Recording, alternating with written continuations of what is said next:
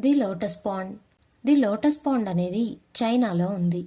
ఇది ప్రేమలో ఉన్న ఒక యంగ్ చైనీస్ జంట చుట్టూ కేంద్రీకృతమై ఉంటుంది. వారు పారిపోయి వివాహం చేసుకోవాలనుకుంటారు. అర్ధరాత్రి లోటస్ పాండ్ వద్ద కలవాలని ప్లాన్ చేసుకున్నారు.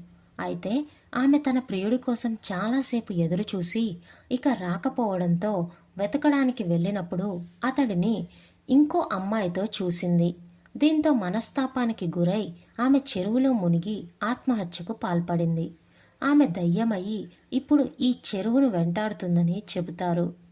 ఒకసారి ఒక యువజంట లోటస్ పాండ్ వద్దకు వెళ్ళినప్పుడు అబ్బాయి అమ్మాయి కోసం ఎదురుచూస్తున్నప్పుడు అతని వెనుక ఆడగొంతుతో నన్ను కలవమని అడిగాను కదా అని వస్తుంది. ఆ అబ్బాయి లేదు అని సమాధానం చెప్పాడు. అకస్మాత్తుగా దయ్యం చేతులు నీటిలో నుండి వచ్చి అతని చెరువులోకి లాగడంతో అతని చెరువులో మునిగిపోయాడు. మీరు అర్ధరాత్రి ఆ చెరువు దగ్గరికి వెళ్తే మీరు అమ్మాయి గొంతు వింటే సమాధానం చెప్పకూడదు లేదా ఆమె వైపు చూడకూడదు. లేకపోతే మీరు చనిపోతారు.